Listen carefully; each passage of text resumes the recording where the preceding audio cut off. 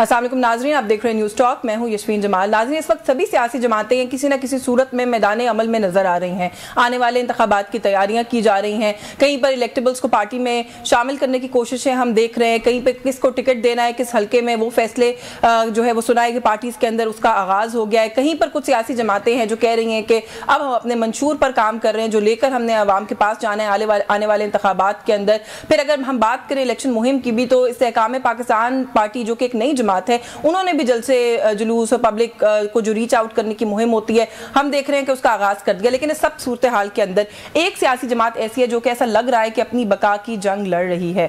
बहुत से ऐसे लोग जो कि मैं ज़ाहिर है पाकिस्तान तहरीक इंसाफ के हवाले से बात कर रही हूँ, बहुत सारे ऐसे लोग जो कि पाकिस्तान तहरीक इंसाफ का जो एक नैरेटिव था, जो उसकी एक वेव थी, उसका फेस हुआ करते थे, अब ऐसा लग रहा है कि वो चेहरे जो है वो किसी और कारवान का हिस्सा बनते चले जा रहे हैं। हर रोज कोई ना कोई पार्टी को छोड़कर जा रहा है। जो लोग पार्टी में हैं भी, वो भी बहुत उस तरीके से मुतहरिक नजर नहीं आ रहे। और अगर मीडिया स्क्रीन पर मुतहरिक हैं भी, तो ये तो कहना मेरा ख्याल है बिल्कुल दुरुस्त होगा कि इलेक्शन की किसी मोड में या कैंपेन में पीटीआई कम से कम नहीं दिखाई देती। तो कुछ इस सूरत हाल पर बात करेंगे कि आने वाले दिनों में ये जो मुश्किलात हैं, क्या पाकिस्तान तहरीक इंसाफ समझती है कि इनमें इजाफा हो जाएगा, या ये समझा जा रहा है या देखा जा रहा है कि इनसे बाहर निकलने का भी कोई रास्ता है जिसको आइडेंटिफाई किया गया है। क्योंकि हम जानते हैं कि अली मोहम्मद खान साहब जो है वो ये कह रहे हैं, बल्कि उन्होंने सदर पाकिस्तान से मुलाकात भी की कि सभी सियासी जमातों को मिलकर बैठना होगा। उन्होंने कहा जी कि आने वाली जो हमारे इस मुल्क की नौजवान नस्ल है उस पर रहम करें और मिलकर बैठ के एक दफा एक तरीका कार जो है उसको वज़ा कर लें। तो थोड़ा सा मैं अंडरस्टैंड करने की कोशिश करूंगी कि किस तरीके कार की अली मोहम्मद खान साहब बात करें। सीनियर रहनुमा पाकिस्तान तहरीक इंसाफ के अली मोहम्मद खान साहब मौजूद है हमारे साथ प्रोग्राम में। बहुत शुक्रिया सर आपका आपके वक्त के लिए। सर, इशूज बहुत सारे हैं जिन पे मैं आपसे आपकी राय लेना चाहती हूँ, लेकिन सबसे पहले यही मामला जो आपने क्योंकि एक अटेम्प्ट भी की है, प्रेसिडेंट ऑफ पाकिस्तान से मुलाकात की, आप ये कह रहे हैं कि सभी, और मैं आपका एक इंटरव्यू सुन रही थी, आपने कहा कि जरदारी साहब को भी बुलाएं, नवाज शरीफ को भी बुलाएं, खान साहब को भी बुलाएं। सर, अचीव क्या होगा इन सबको बुलाने से, एक बात, और दूसरी बात यह कि सवाल वही है, खान साहब बैठने को तैयार होंगे किसी के साथ? जी बहुत बहुत शुक्रिया मुझे बुलाने का। बिस्मिल्लाहिर्रहमानिर्रहीम, अल्लाहुम्मा सल्लि व सल्लिम मुबारक अला सय्यिदिना मुहम्मद व अला आलि मुहम्मद। सियासी लीडरान को बैठना चाहिए, लेकिन सबसे इम्पोर्टेंट बात यह है कि किस बात पर बैठना चाहिए। खान साहब की बात का पहले जवाब दे देता हूँ। बिल्कुल खान साहब बैठेंगे, लेकिन नुक्ता क्या होगा, वो नुक्ता अहम है। वो नुक्ता है साफ शफाफ इलेक्शन, और उसके लिए एक एनेबलिंग एनवायरनमेंट बनाना, और इलेक्शन के बाद का भी एक जो फ्रेमवर्क है उस पर डिस्कशन करना कि इलेक्शन में हम चले जाएं ऐसे माहौल में जिसमें किसी जमात को ये ना लगे कि उनको कॉर्नर किया जा रहा है, या उनको दीवार से लगाया जा रहा है, या उनकी लीडरशिप को इलेक्शन लड़ने नहीं दिया जा रहा, या किसी भी तरीके से हुकूमती जोर जबरदस्ती का शिकार हो रहे हैं। एक तो ये नुक्ता।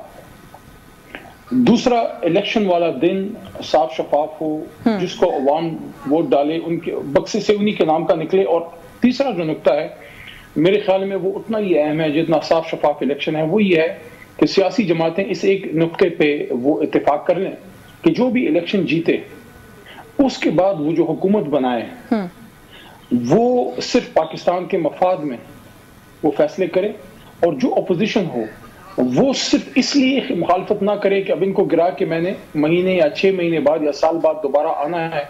नहीं, आप एक आईनी तरीका इख्तियार करें। अगर अवाम ने आपको वोट नहीं दिया तो आप अवाम की राय का एहतराम करें। जो हुकूमत है उनको अपना वक्त गुजारने दें, और आप डट के अपोजिशन सर, इसमें ये भी शामिल नहीं कर लेना चाहिए कि जो हुकूमत है वो भी अवाम के कामों पर, अवाम के मसाइल पर फोकस करे, अपनी ऑपोजिशन पर, मुखालफीन पर तनकीद करने पर, उनका एहतसाब करने पर, और कोई भी करप्शन के इल्जामात लगाकर उनको परस्यू करने पर फोकस ना करे? क्योंकि एक तनकीद ये है कि आप लोगों ने हुकूमत में यही कुछ किया।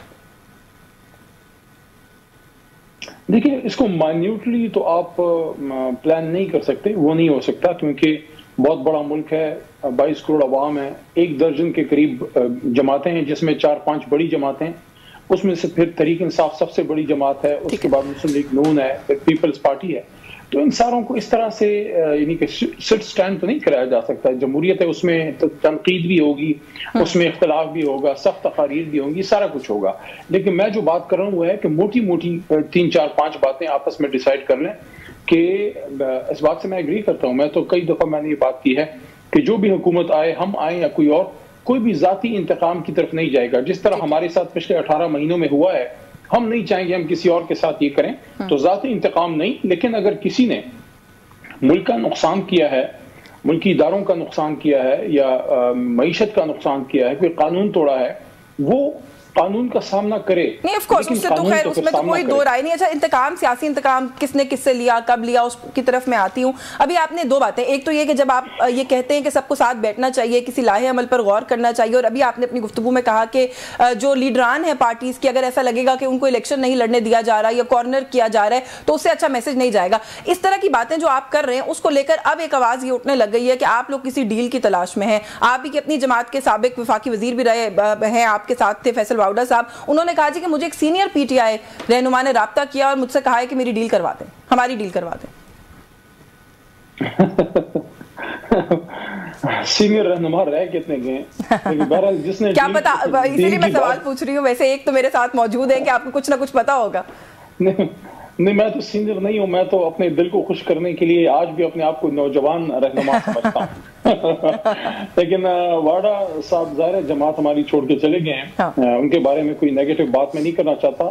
یہ البتہ ہے کہ وہ ڈنکے کی چوٹ پہ بات کرتے ہیں، دل میں نہیں رکھتے بات، تو یہ ایک بلنٹ آدمی ہے. باقی جماعت میں انہوں نے ہمارے ساتھ اچھا وقت گزارا، اور جو ہمارے ساتھ اچھا وقت گزار کے چلا جائے میں ان کے بارے میں کوئی نیگیٹو بات نہیں کرتا. بس یہ کہنا چاہوں گا، ایک بات کہہ رہے ہیں اس کو رسپونڈ کرتے، وہ کہتے ہیں آپ لوگ ڈیل کی تلاش میں ہیں. جی میں دیکھیں جو کوئی ڈیل کی بات کر رہا ہے ان کا نام بھی ان کو پھر بتانا چاہیے. میرے خیال میں تو ڈیل یا ڈیل کوئی بھی ایسی چیز جو ہے وہ تحریک انصاف کے اس میں نہیں ہے. عمران خان صاحب کوئی ڈیل وغیرہ نہیں چاہتے. ہاں ایک نقطہ ہے، صاف شفاف الیکشن ہم چاہتے ہیں. یہ تو ڈیل نہیں ہے، یہ تو ایک بنیادی کانسٹیٹیوشنل ڈیمانڈ ہے کہ ہم چاہتے ہیں کہ صاف شفاف الیکشن ہو، اور ہمیں یا کسی بھی دوسری جماعت کو الیکشن آزادانہ طریقے سے لڑنے دیا جائے. اس کے بعد فیصلہ عوام کرے گی.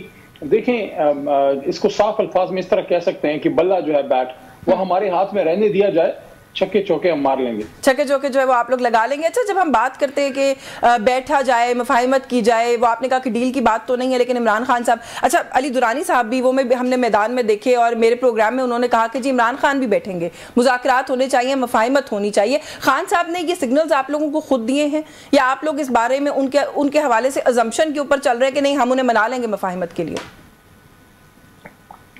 بڑا بنیادی اچھا سوال ہے آپ کا.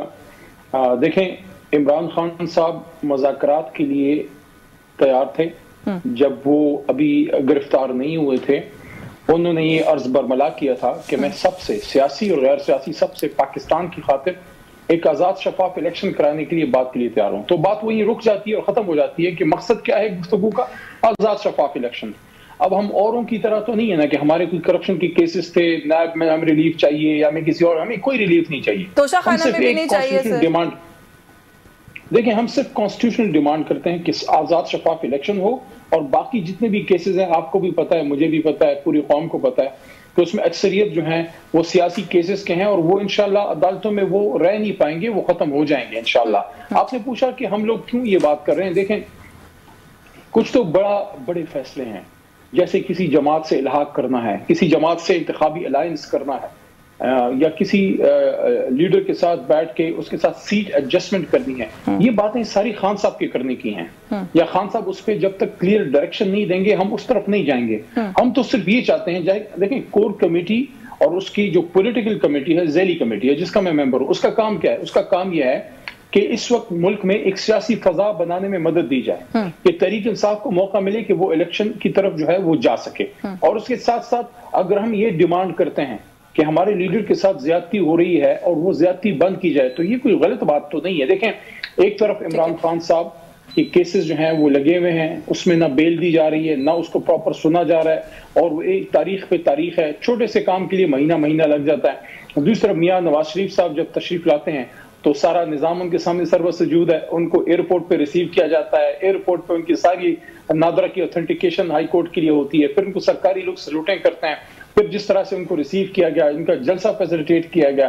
تو یہ سارے سر ویسے آپ کو انٹرپٹ کر لوں، نادرا کی فیسیلیٹیشن پر تو رانا ثناء اللہ وضاحت کر چکے ہیں. وہ کہتے ہیں جی ایک منیمم سی فی دیں تو نادرا کسی کا بایو میٹرک کرنے کہیں بھی چلا جاتا ہے. وہ کہتے ہیں پی ٹی آئی والے بھی دے دیتے، خان صاحب کا بھی ہو جاتا، ہم نے وہ فی دے دی، ہمارا ہو گیا. اس میں پروٹوکول کیا ہے؟ رانا ثناء اللہ صاحب کو تو کم از کم یہ بات نہیں کرنی چاہیے. میں جب حکومت میں بھی نہیں آئے تھے، اپوزیشن کے زمانے میں جب ہماری پہلی اپوزیشن تھی، میں نے یہ بات کی تھی، اور یہ بات میں نے جب میں گرفتار نہیں ہوا تھا، پہلی اپوزیشن 2013 سے 18، پھر اپنی حکومت میں جب میں وزیر تھا، اور جب میرے اپنے ہاتھوں میں ہتھکڑی تھی تب بھی میں نے یہ بات کی. یہ ایک بات میں نے 3 موقعوں پہ کی ہے، 3 ایراز میں کی ہے. جب مجھ پہ کوئی قدغن نہیں تھی، میں اپوزیشن کا ایک نیا نوجوان MNA تھا، یا جب میں حکومت میں وزیر تھا. حکومت میں طاقت آپ کے پاس ہوتی ہے، طاقت تو اللہ کی ہے، لیکن حکومتی ریاستی طاقت آپ کے پاس ہوتی ہے. اور جب میرے اپنے ہاتھوں میں ہتھکڑی تھی، مردان بار میں یہ بات کی تھی. بات کیا تھی؟ بات یہ تھی کہ کسی بھی سیاسی لیڈر جو ہے وزیر اعظم کو صرف سیاسی انتقام کی خاطر ہتھکڑیاں نہیں لگنی چاہیے. تو جب 1999 میں رانا صاحب کو کہہ رہا ہوں، رانا ثناء اللہ صاحب کو کہہ رہا ہوں کہ 1999 میں جب آپ کے لیڈر کو ہتھکڑی ڈلی تھی مشرف صاحب کی جانب سے، میں نے اس کی مخالفت کی تھی کہ نہیں، سیاسی قیدی ہے لیکن تذلیل نہ کریں. لیکن آج آپ خود وزیر داخلہ تھے، اور آپ کے دور میں ایک سابق وزیر اعظم کو ہائی کورٹ سے کالر سے پکڑ کے لے کے گئے.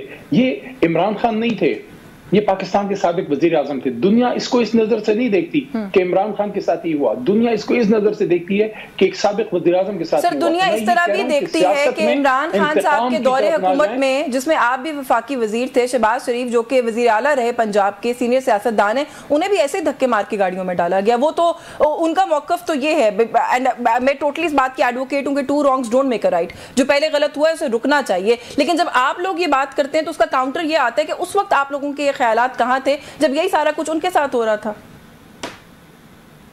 دیکھیں، آپ ماضی سے سیکھتے ہیں. میں نے تو آپ کو وہ بات کی ہے جو میں آج نہیں کر رہا کہ آج جب مجھے ہتھکڑی لگی ہے تو میں یہ بات کر رہا ہوں. میں تو اس زمانے کی بات کر رہا ہوں جب ہم ہتھکڑیوں سے اتنا دور تھے جتنا آج کل میاں نواز شریف صاحب جو ہیں وہ ووٹ کو عزت دو کہ اپنی پالیسی سے دور ہیں. یعنی کہ اتنا ہمارا فاصلہ تھا ہتھکڑی سے، ہم کافی فاصلے پہ تھے.